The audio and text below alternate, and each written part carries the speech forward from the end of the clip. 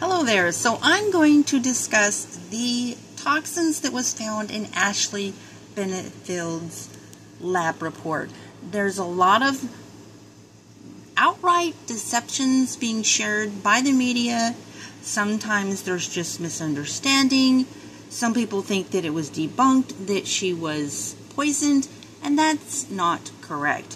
What was not accepted was that she had any ability to prove that in fact Doug Benefield poisoned her. So this is a lab report said that she had heavy metals in her body. She was very, very sick. There are text messages where she was complaining about being sick. So it wasn't like she just made that up. There was evidence that she was complaining about being sick.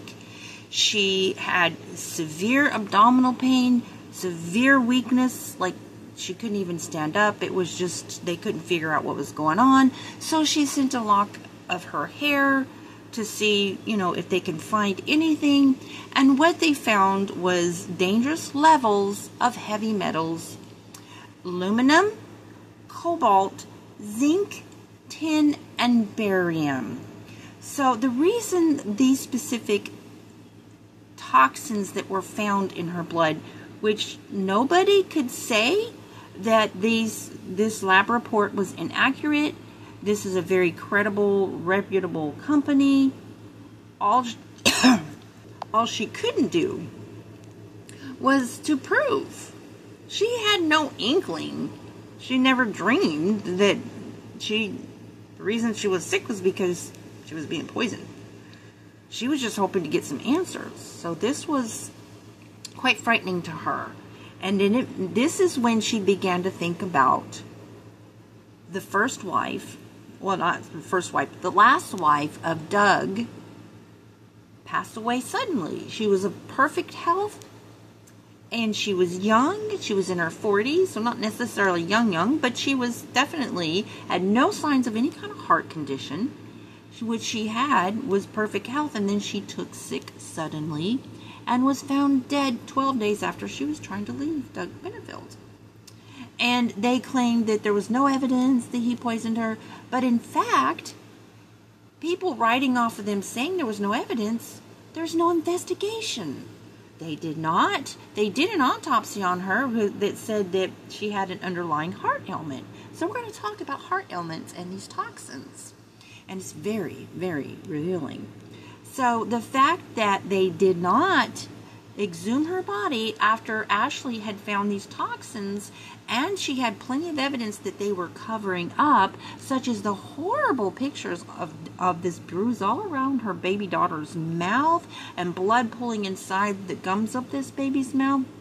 And in the trial even, the psychologist deliberately omitted those pictures and only discussed like minor bruisings, right? So the fact that they're omitting those pictures is either A, that psychologist is dirty, or he never saw those pictures. And so it's quite possible that these same people who covered up the egregious abuse, if you just take a look at the pictures of that poor little baby's mouth and nose is all blue, and there's no abrasion marks for her to have looked like she had fallen and gotten that bruise on it. That was from pressure being placed onto her poor little mouth. Anyways, but the fact they're covering that up, and they're covering up Renee's text message, they don't want anybody to know about that. So I believe they have covered up this woman's murder. I think she was murdered.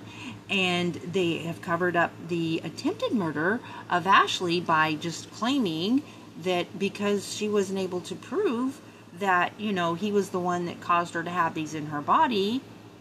And now it's found out today that the very person who was over her charges against Doug said she was going to press charges against Doug, and she had the package that she had taken in of the tea. It was never tested, and so I don't know what they did with that package, but that lady was going to testify at the trial today, Miss Sweets, that she was absolutely going to press charges. But then she got a job offer and left, and then whoever took over her position declined to prosecute. So we have a covering up of abuse and violations of a protective order, which according to Ms. Sweets today, who was not allowed to be entered in as a witness, so the jury's not going to hear her testimony that she absolutely was going to press charges against Doug for violating protective order. So they have absolutely covered up murder, attempted murder, abuse of a child. These are suppressions of crimes. And so this is jurisdiction of the feds. It's time for them to come in and exhume Miss Renee Benefields' remains, take some tests, and test for these specifically, and to investigate these people by the pictures that they are omitting, these prosecutors who know that they're omitting these pictures of abuse, and because they're guilty for not having prosecuted him.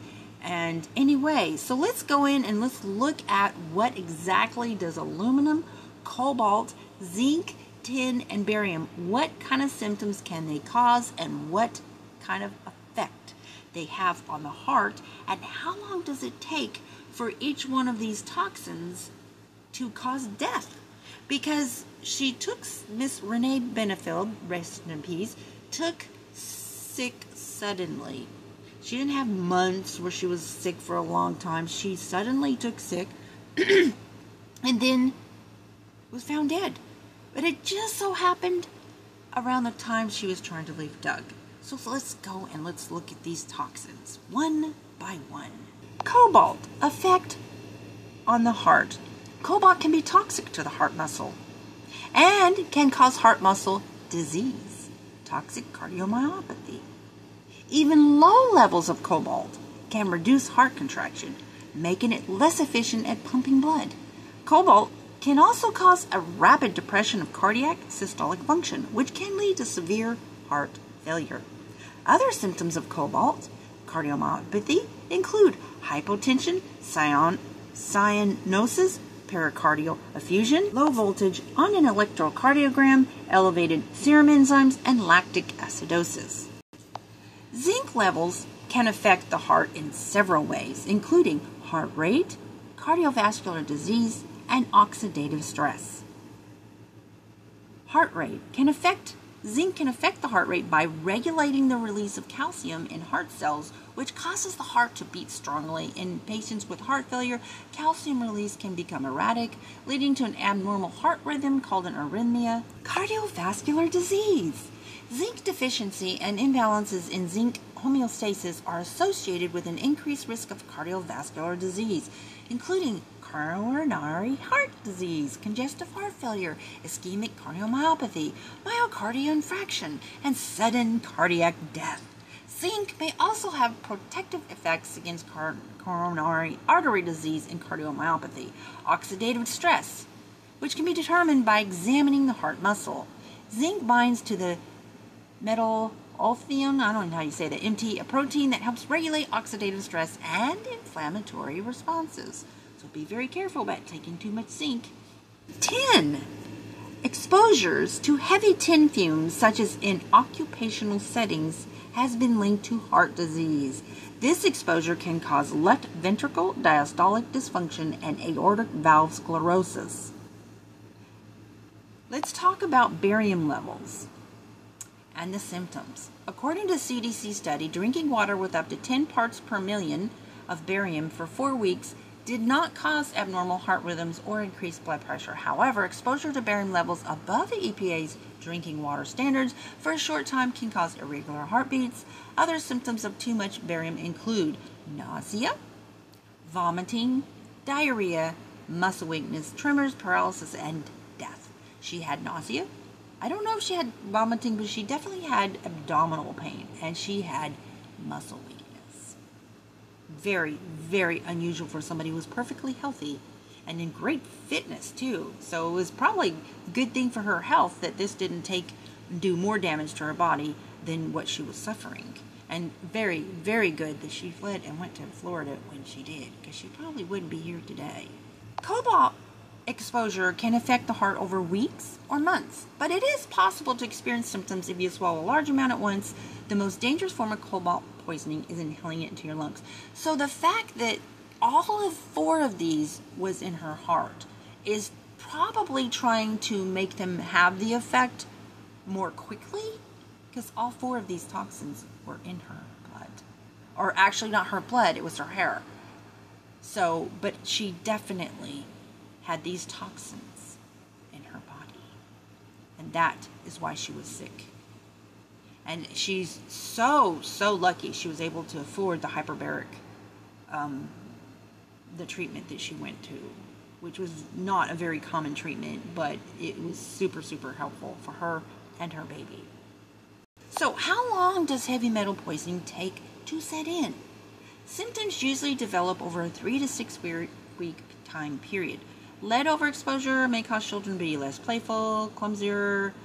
So those are heavy metal poisoning, but the other toxins that she had, cobalt, tin, barium, that's not normal, people. Symptoms of tin poisoning: nausea, vomiting, and diarrhea. If you ingest canned food containing even 200 milligrams of tin. So the fact that this lady, Renee Benefield, who now speaks from the grave via her text message that has come out and been exposed through this case, talking about how he kicked her on her honeymoon of all times because he couldn't perform. And then he basically bankrupts her, having serious money problems, lied and said he was something he wasn't. All the same things that he has done, same things he's done to Ashley. And then also was other violence and use of guns to terrorize her. Same thing he's done to Ashley. And it isn't her word against a dead man's word. Text messages that were sent, and he even admitted under oath that he did those things. So it's not like it's her word against his. He did those things. The same things he did to Renee Benefield. And so they really need to do these toxin reports on Renee. And I think that the oldest daughter of Doug Benefield should be fighting for this. If anybody should be fighting for it, she should. But she's still in denial that her mother was murdered. She's still painting her daddy as a saint because she's just not able to psychologically deal with that. The fact that he abused her mother, possibly murdered her mother, and was abusive to her baby sister. She's just not able to be the daughter of that person right now. Praying that she will eventually face this and help her mother get justice. And sue the heck out of the county for covering this up. Barium chloride at low micromolar concentrations blocks 1K1, and at a slightly higher concentration it blocks IKACH and IKATP35 and causes devastating cardiovascular effects. So this young, healthy, vibrant woman who suddenly takes ill and dies of, according to the autopsy, some kind of underlying heart ailment without really being specific. But please understand that things introduced into the body or certain things that happens to the body can actually affect the heart. I'll give you an example in my situation. I have a very rare disease called mesenteric paniculitis, but I didn't know it at the time, but I had a condition called ascites where I had fluid all around my organs, and I was young, so I went into the hospital. Thankfully, if I had not made it into the ER at the time that I did, I wouldn't be here today because I was in heart failure and organ failure and renal failure, and they had to do immediate treatment on me. Had I not gone to the hospital and then died in my home and was found a few days later, they probably would have said I had heart disease because of the effect that the ascites, secondary effect that it had on my heart at that time. It caused, it was causing symptoms of inflammation and, fluid around the heart, and that could have very well looked like I had heart disease. But in fact, I went to a heart doctor to make sure I had all kinds of tests done. They can figure out what caused ascites, and there was no disease in my heart. So when you are poisoned, or toxins or other secondary things going on with the body can actually cause devastating things to happen to your heart. So yeah, she really needs to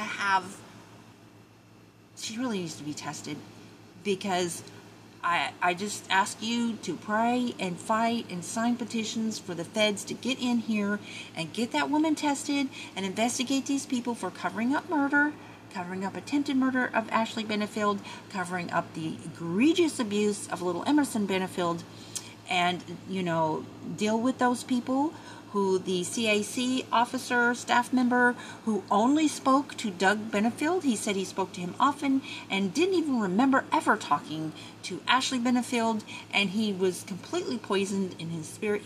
I don't even know if he even looked at the pictures of that baby, but if he did look at the pictures of that baby, if you look at the pictures and you see her mouth injuries, I'll put a link in the description of this video, and it will show all the pictures of that poor little baby, and there is no way that injury was caused but by anybody putting his hand over her mouth, pushing down so hard he caused the inside of her gums to bleed and turn completely purple, all up on her upper inside of the lip, and blew all the way around her nose and mouth because he had his hand over her nose and mouth.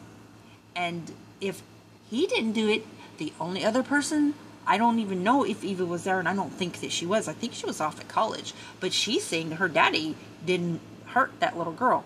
Well, she came back like that, and it's proven that it wasn't her that caused it. And the behavior of the DA today was so angry at Ashley because she took her baby to a doctor for a checkup, and she took a video to show to the doctor, which is completely appropriate to do, acting like she's doing something wrong, like, oh, she's just trying to frame him, I'm sorry, if a pediatrician sees injuries and behaviors of a child that he recognizes as suspected child abuse, you shouldn't be angry at the mother for bringing that up to a doctor. You should be angry at yourself for not recognizing that you failed to recognize the baby was being abused. Instead, you're trying to act like the baby wasn't abused and it was just made up. I mean, that lady who is the DA, she has some serious mental problems and definitely needs to be removed from power. So all those wonderful people out there protesting, and we all need to get together and file a petition to the Department of Justice. And if the Department of Justice doesn't intervene, then we need to go and petition together, sharing those pictures of that baby and all of this evidence of what these toxins do, how they're covering up murder of Renee and covering up attempted murder of Ashley, and that the media in America is spinning stories of domestic violence against women and attacking the woman and then prosecuting it, and how they're treating this case in the media. That is a human right. That is human right violation. That's egregious discrimination against women. And we have to petition together, take it to the United Nations, and demand that our government stop such egregious human right violations. And we must press on and not be discouraged by the evil deeds that are prevailing, and just press on until truth and justice and fairness win. Thank you.